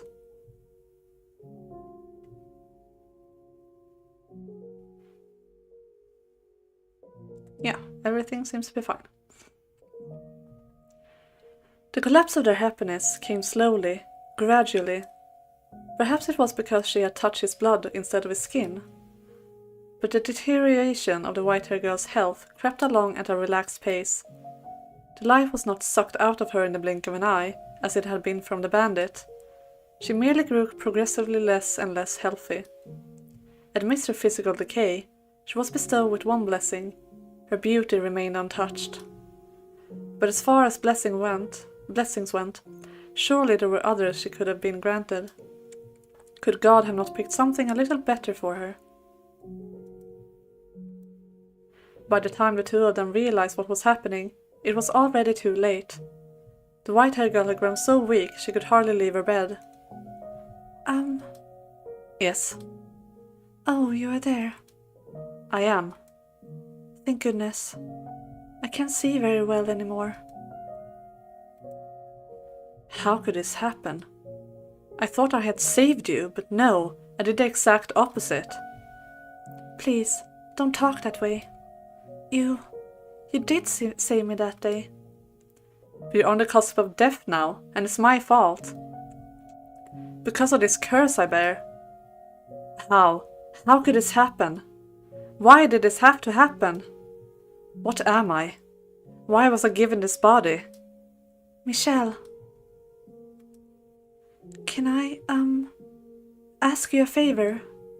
Go ahead. Stay with me, please. As much as you can. Until the very end. I was going to do as much anyway. Thank you. I'm happy, Michelle. Happier than I have ever been. And I mean that. You didn't just save my life. You saved me. I've been saved. But only me. I wonder how he'll handle things when I'm gone. If only I hadn't opened the door that day, I wouldn't be leaving him all alone. And we could be happy together for even longer. Yes? Would you please hold my hand? I think it's probably safe now. I will not. I cannot touch you. If I do, I might take what remains of your life. Take your beauty away and force you to die hideous. I cannot touch you.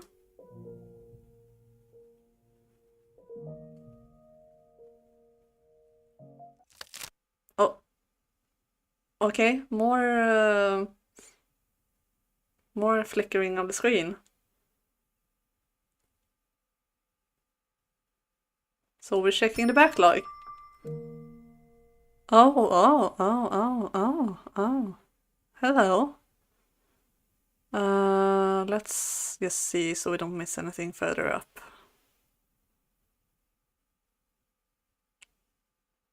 Okay.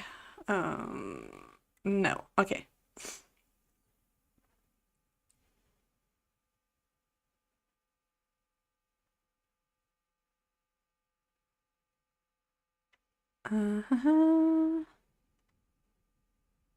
Okay. Dark, dark, dark. It's dark. How long has it been dark here? How long have I been in the darkness? It's so cold here. Freezing. Where? Where could she have gone? Where could she... Giselle, yes. Her smile shines so bright it can cast away the darkness. I must take her hand. She's been calling for me for so long.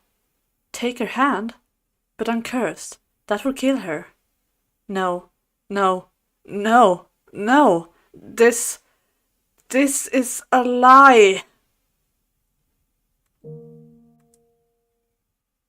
I love this. And it her.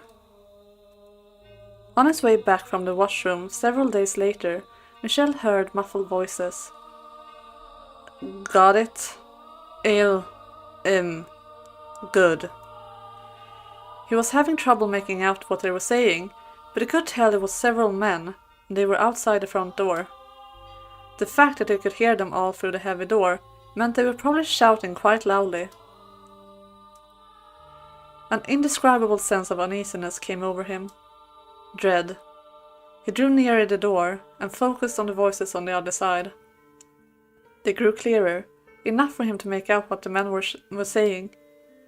Everything's in place. We're ready to kill the witch now. This is definitely the place.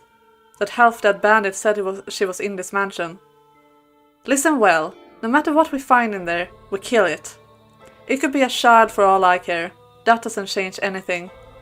Kill the witch. Kill the witch! Kill the witch! Kill the witch!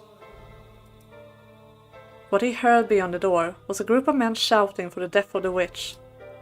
In that moment, Michel regretted his decision to let the bandit go free and not watch over him until the moment of his demise. He must have made his way down to the village in search of help, where he revealed that he had found what he had found at the mansion.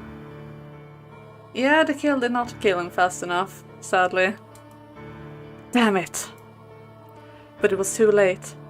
Regret would solve nothing.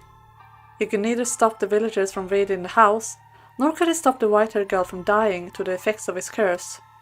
He was helpless to do anything. The gears of his fate had locked him onto a path of tragedy and were turning mercilessly onward. The men had begun trying to break down the door with what sounded like a battering ram. While the first strike was not enough to breach the barrier, it was still quite powerful. He was certain it would not hold for long.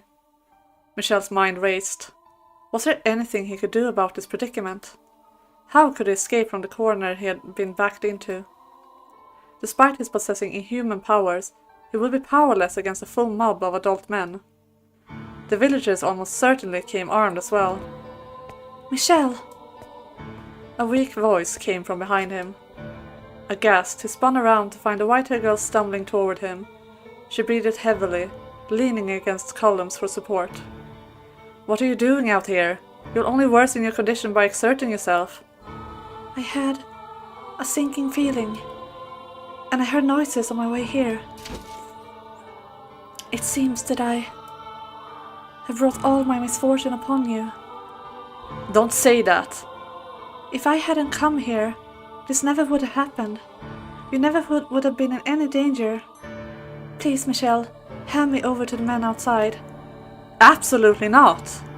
I will do no such thing." "They're here for the witch, aren't they? I'm guessing they're the same people who were chasing me before. The village has a poor harvest this year, I hear. Like the village in the legend. And they believe it's the witch's curse." "But you're not a witch!" "They need someone to fill the role, though. So please, hand me over, and then escape on your own."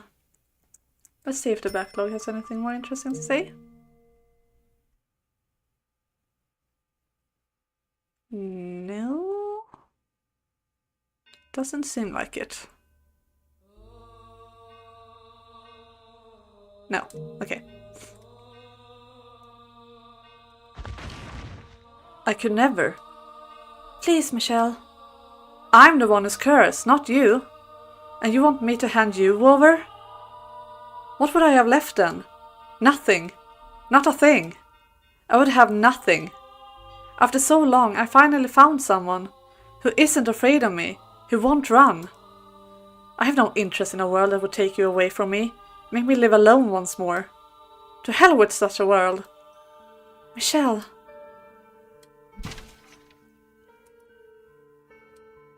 Would you be willing to die with me?" If that's what you wish, then stay with me until the very end." I probably wanted to hear that just as much as him. No, not probably. I did. I wanted to have someone at my side as much as him. It's so lonely not having anyone. To live alone, to die alone. To not have anyone watching over you. For no one to even know you're dead. I simply wanted someone to tell me they're here for me. To be there, to hold my hand. How wonderful that would be. The sense of utter relief it would bring would be enough to cast away all the pain. To allow me to accept all our suffering. So please, tell me you'll...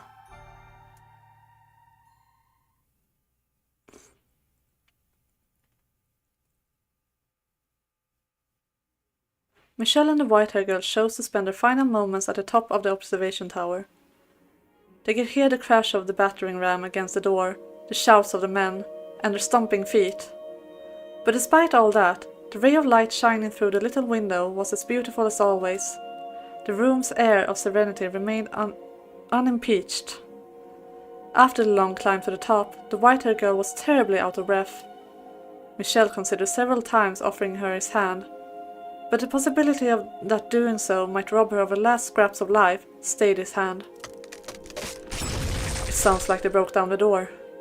I'm glad we made it up here when we did. I'm so sorry for asking this of you. Don't be. I would have chosen here for my final moments as well.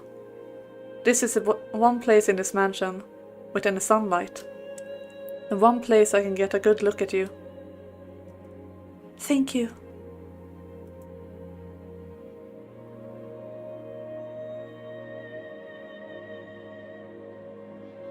Okay, so I'm pretty sure there are not gonna be any more things in the backlog from here. I'm just gonna double check one last time and then we just power through to the end.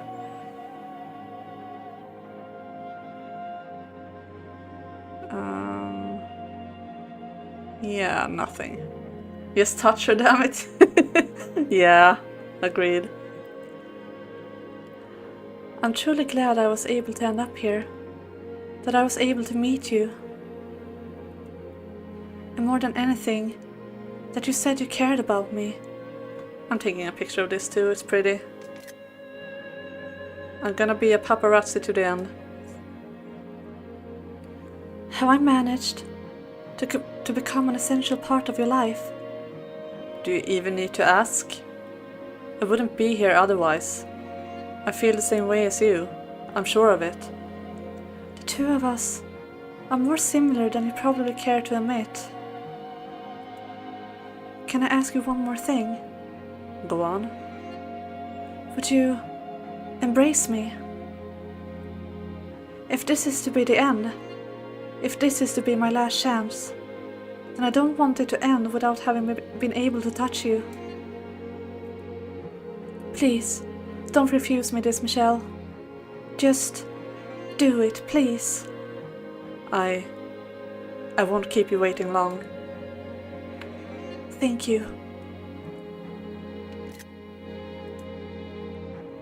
The truth is, I always wanted this. I dreamed of it being able to hold you. I dreamed of it too. Thank you. I'm so very...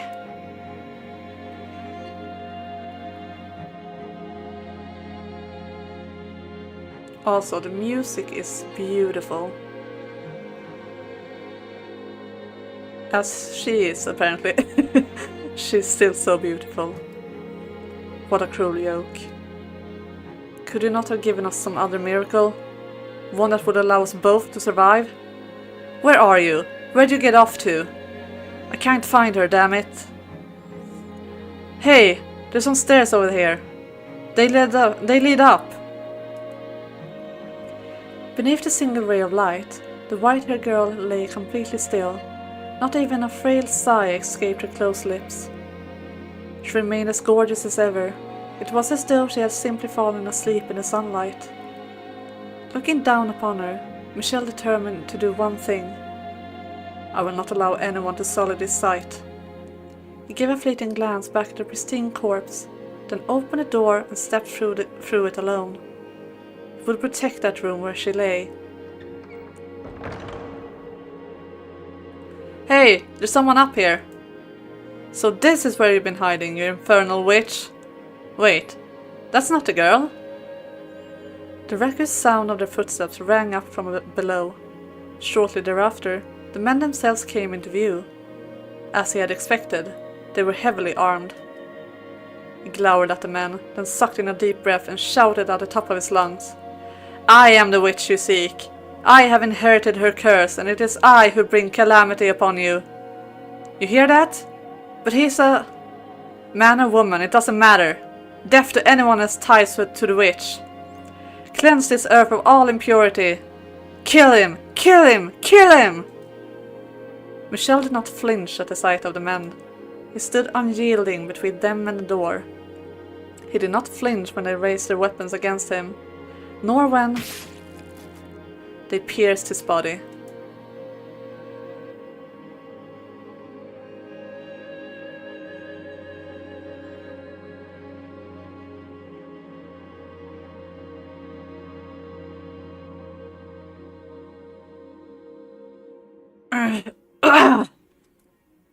Die and take your curse with you.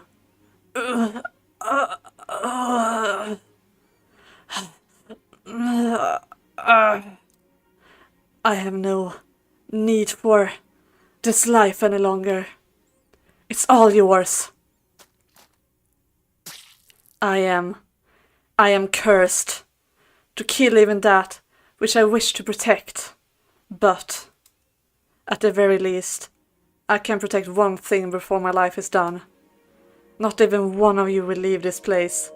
Wither and die by my curse. The blood spilling from his skewered body flowed down the stairs, down and down like a little river, soaking the feet of every single man who had stormed the mansion. This was the last thing he saw before the final grains of life slipped between his fingers, which brought a faint smile to his lips.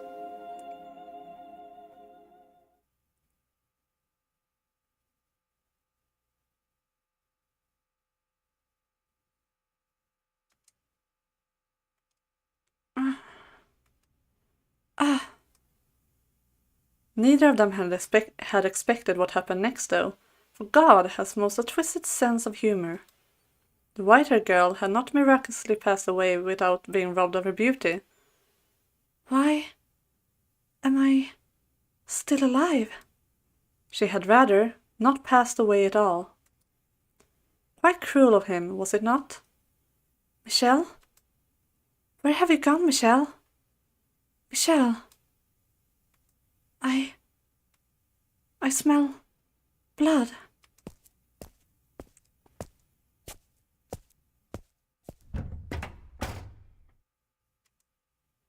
For had he allowed her to die, she would not have been made to witness the scene that awaited her. No! No! And I am sure you know just what it was she laid eyes upon in that moment. The ravaged corpse of her beloved. A torrent of blood streaming down, down, down the spiral staircase. And the sickening stench it raised. No! Why? And his was not the only body. The villagers who had assaulted the mansion had been subjected to his curse, the life drained from their withered shells. Why did this? Michelle, why? Why am I the only one still alive? That is a question I cannot answer either. Perhaps his curse did not affect those he loved, as terribly cruel as that might be. I cannot say. Why? You said we would go together. A world without you has no meaning. Had she actually expended her life there in the room at the top of the tower, perhaps this tale could have had a happy ending. She would have at least been able to have the man she loved at her side until the very last moments upon this earth. But that was not what had transpired. She had survived, been left utterly alone. I felt a profound pity for the miserable girl, so I called out to her. Would you like to see him once more? What? I have the power to help you meet him again. Who's there? Where are you? You know what they call this mansion, so who do you suppose remains on these grounds? No way. You're from the legend. You actually exist.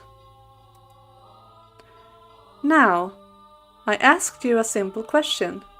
Would you like to see him again? The witch grants people's wishes, but at a price. I said I wouldn't ask for her assistance if I met her, but that's all changed. Now that I lost him. If it's truly possible, then yes, I want to see him. Bring him back to life. Regrettably, I cannot directly meddle with the forces of life and death. However, I can guarantee you this. Your reconstruction. Reconstruction? Correct. To ensure that you remain as yourself in future lives, and are not reborn as someone else. Your body and mind shall be reconstructed, as shall his. If you sincerely wish to reunite with one another, if you genuinely need each other in your lives, you will eventually meet again. All I can promise you is eternal reconstruction. What you make of it is up to you. You want to see him again, don't you? You want to hear his voice again, don't you? You want to feel his hand on your cheek once more, don't you? If that's what you want, then you must remain who you are. If you're simply reborn, that wouldn't be you. So there wouldn't be any point, would there? Me as I am, and he as he is. Make up your mind quickly. I will not wait long. I want to see him again. As you wish, sweet little girl. I shall grant you both eternal reconstruction, and pray with all my heart that you can attain true happiness. Shortly thereafter, the white-haired girl took her own life. She decided she had nothing to gain by remaining in the present time, and that in order to reunite with Michelle, she needed to make her way to her next life. And thus, the mansion was left bereft of a master, to travel slowly through the ages until someone came along to give it life once more.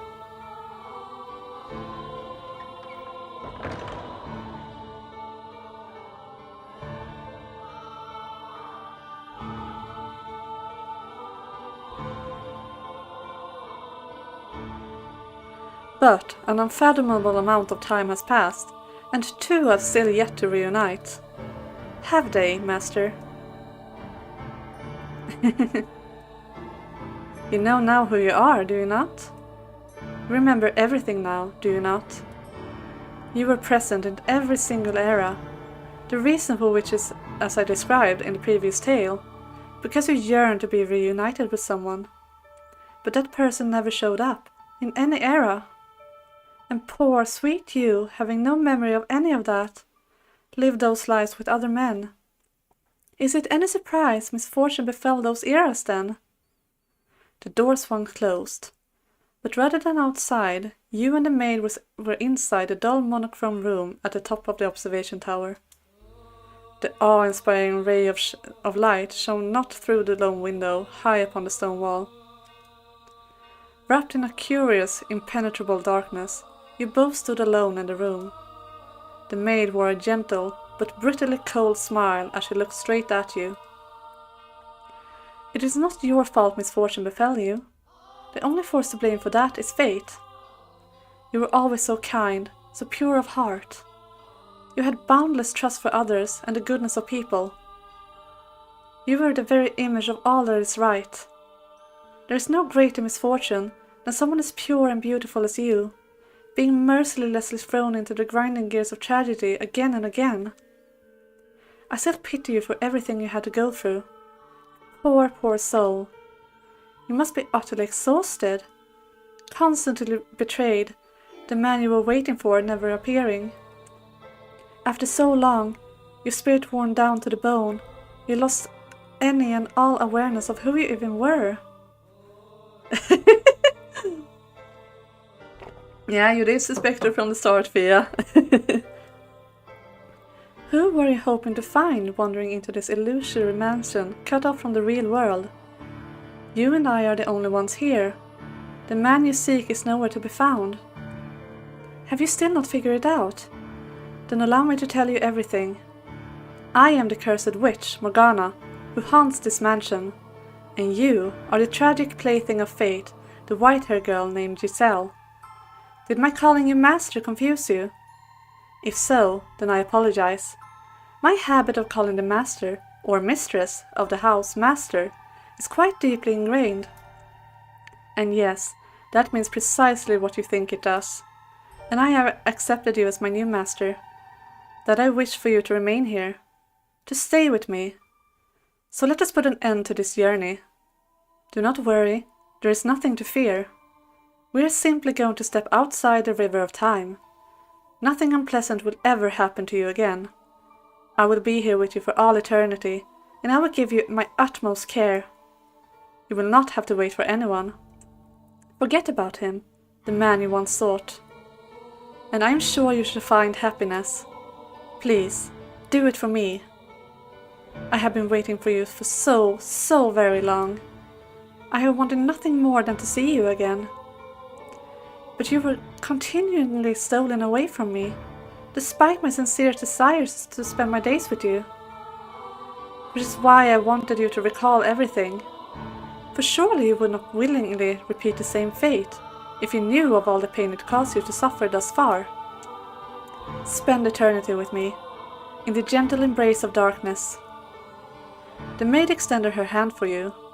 Her fingers, brushing up against yours, were cold as ever. But her breath tickled your skin pleasantly, and the sweet words rang in your ears, filling you with warmth. You thought back on your time with her in the mansion. She had indeed always treated you with great compassion, and nothing she had said seemed to be a lie. And so you pondered. What were you to do? We are gonna say that there is still more to be done. Something seemed off. Not only with the story she had just told, with her, and with you yourself. Assuming everything she had said was the truth. Which or not, my mind is made up. Which would strike you first, I wonder? Regret or the curse? You seem to be doing just fine. It's only a tale. The witch is real. Very much so. It's not a legend nor a fairy tale. The witch is me.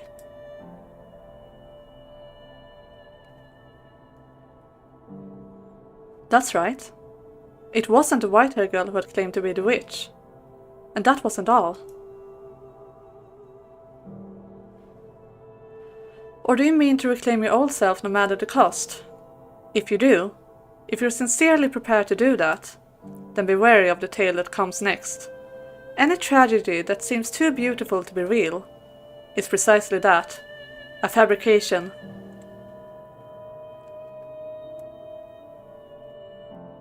None of your questions had been answered. You still didn't know who the painting was, or what had taken place so long ago that caused the mansion to summon people to it. You didn't even know who you were, for that matter. There was still more to be done. You had to find the truth. You needed to find someone, that much was certain. But was the story the maid had told correct about whom? And if it was,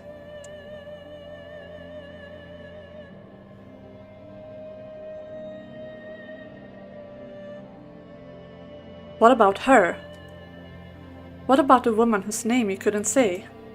The woman who had so cheerfully called you master?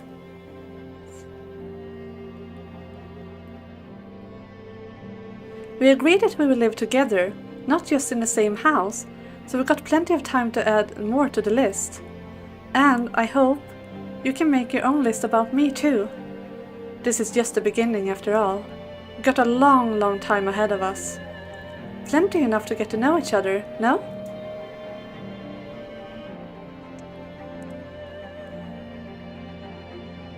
You must say your name. You must take her hand. You must make her smile once again. You mustn't reclaim your old self. It's dark. Dark. It's dark. It's dark again. It's dark. Dark. Dark. Dark. Constantly. Constantly engulfed in darkness. You threw it away every single time. I must break out of this darkness. I'll give you a world that's not cruel to you. I must escape and take your hand. Because that's the reason. Oh, I've got a wonderful idea. I came here. You can curse them with me. I must return. I must reclaim. We can think of new ways to torture them. We'll all be happier if you stay here. Just think about it. Stay here in this world. You'll be right at home. No. I did the best I could for you, nothing more. This is not where I belong. No matter how much the world of darkness may suit me, you'll never be able to do it. I must reclaim my true self. I'm reclaiming myself. This is brilliant. Do you have any idea how terrible a decision that is? Do you have any idea why I fabricated that story? It was all for you. So stay here. Stay right where you are. The darkness suits you better. Reclaim yourself. Remember what someone told you not long ago? That you can handle the stories because they weren't your own. That you were able to bear the tragedies because they happened to others. If it had been your suffering, if the secrets you had kept buried away for so long had come out, you couldn't possibly have endured it. Reclaim myself. But you're a sharp one. I'm sure you intend to keep those secrets tucked away forever. Do you really think I'm going to let you do that, though? Whatever you try to hide, I'll make sure your beloved hears every last detail. Reclaim myself. Ah, how foolish can you be? Despite all my encouragement, you still insist on getting your old self back. What do you have to gain from that? Nothing but filthy, ugly tragedy awaits you down this path. Reclaim myself.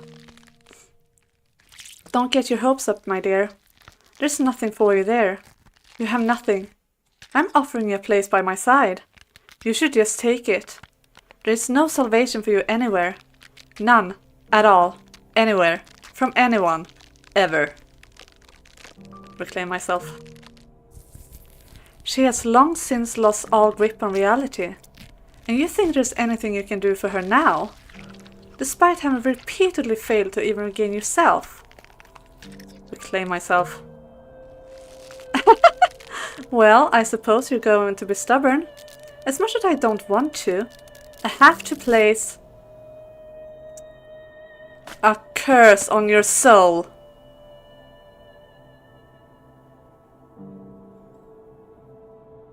That's right. The white-haired girl was never at the mansion.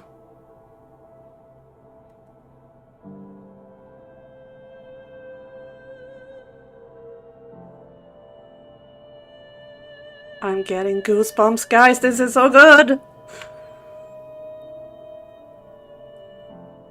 There is still a story left untold. What? The fourth door was a lie. What do you mean? It was not some sweet little tragedy.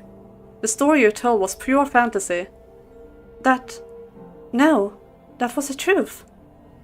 That was where it all began. Because of what happened, you spent innumerable years lost until you showed up here and... What? You reach out, grasping for it.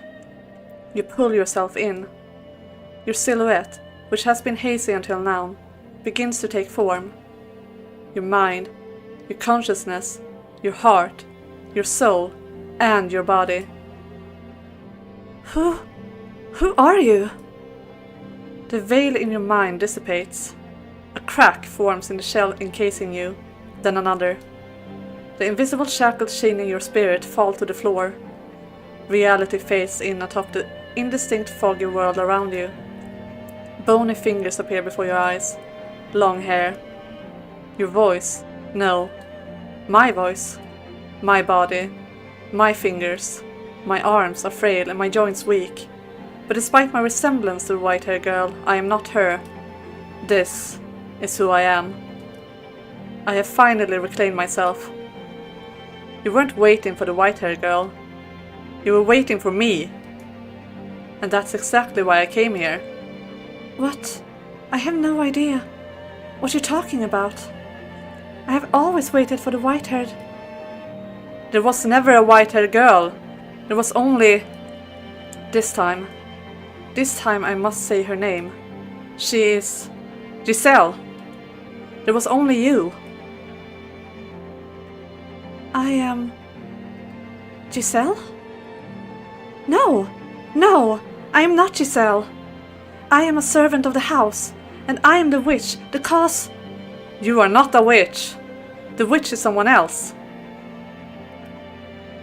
Why do you insist that you're the witch?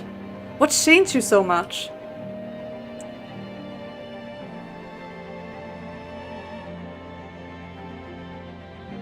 There she is.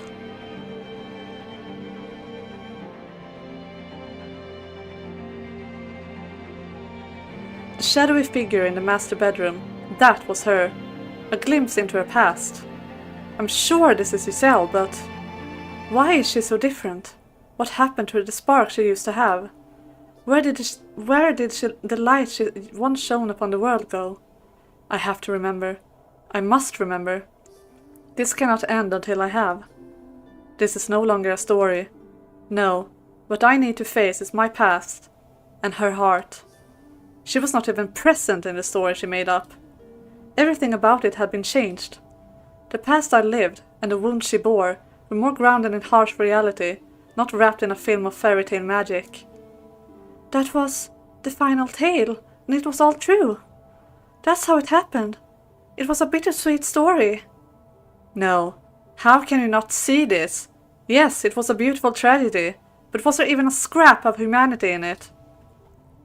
Behind the three preceding doors, there had been a constant thread of ugliness and conflicting motivations, but there was hardly a trace of that behind the fourth door. The characters felt like nothing more than characters. Is that what you wanted to turn into? Is that what you want our history to become? Our history? Our... But I don't remember anything at all.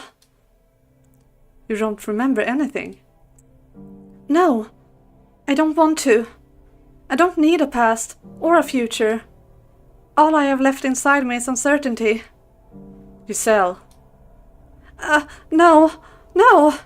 That's not my name. Please, stop trying to confuse me. I'm fine with the way things are. If it means I don't have to hurt, that's all I want. So please, just let me keep being the maid. Let me keep being a guide, not some foolish girl. Is that what she honestly desires? Does she want to cast aside her past for good? If so, then...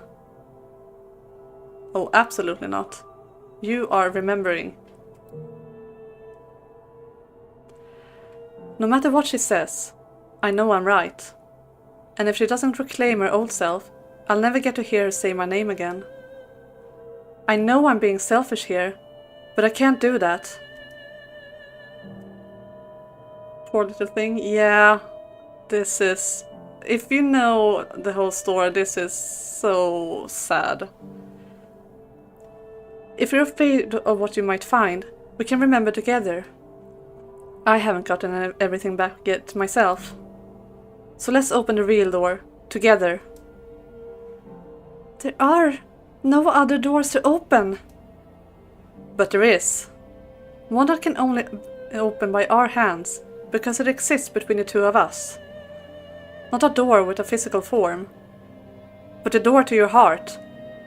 The door to... I grasp her unnaturally cold hand. A hand that long ago once had warmth. If she can't lead the way, then I have to. I must pick up the pieces of our erased history, so we can both reclaim ourselves. Find the actual truth. No matter what we may uncover, I will not let go of this hand. No, I mustn't let go of it. Darkness falls over the world around us. The floor upon which we had been standing flickers out of existence, sending us dropping into an endless abyss. This dark pit, this is her door, her history, her heart. Let's try this one more time. It's not a sweet story by any means. It's a story of betrayal, anger, hatred. We caused each other pain, but that's the road we traveled. And down that road lies all the answers.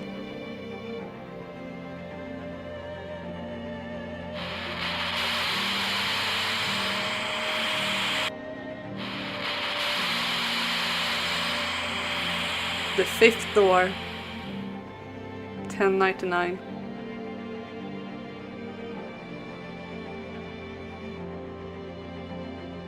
And that's where we're gonna end it for today. So, we made it, guys. We finished the fourth door, the fake door, so to speak. This has been, yeah, definitely worth staying a bit longer for, because I really want to read all this part with the reveal of the maid being the actual Giselle, together with the end of the fourth door. So that's why I wanted to either keep going or end, so it didn't have to be separated.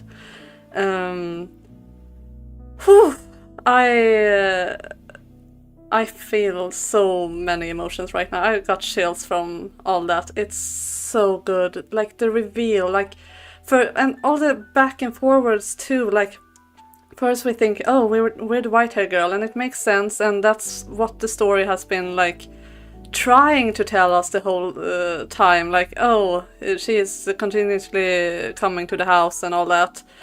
So it makes sense that we would be her, but we're not. We're Michelle. And that's why I think it's so interesting in the fourth door, because he looks like the white hair girl. He has white hair, red eyes, and it never once like mentions this, that they look the same. It's just the white hair girl that is this otherworldly beautiful girl and all that. Yeah, and I also really love the reveal of the maid being Giselle, like the picture with first the white-haired girl and then it just fades out and we see this woman with black hair and jade eyes. Yeah. And it's so interesting because if you do, I'm not sure if you can miss it or not, but we got to see a glimpse into the mirror before, where we saw how Michelle and Giselle first met, and that is completely different to what we saw in the fourth door. So that's the true memory. But like if you haven't got a very good memory, it's easy to just not really figure that out, I guess, that it's different. And also we got a key to the master bedroom where we also saw a memory. And I'm not sure if we can miss that or if it's like a thing you always see or if that's optional. But that's also something that was never in the fourth story. And I think when I read this story the first time, I got the key, I know that, and I really was, and since I didn't find the backlog things, I had no reason to suspect anything was weird except for the like flickers and the weird sounds sometimes, but other than that I had no idea that the door was fake, so I was just, why isn't this part in the story? Because I thought it was interesting, like with how she called him master and all that, and we're talking about a list about traits that they could make up for each other and all that. But yeah, we are finally out of the prologue, guys. We're going to finally explore the truth and get some answers. And in my opinion, the best part of the story is now going to wait for us.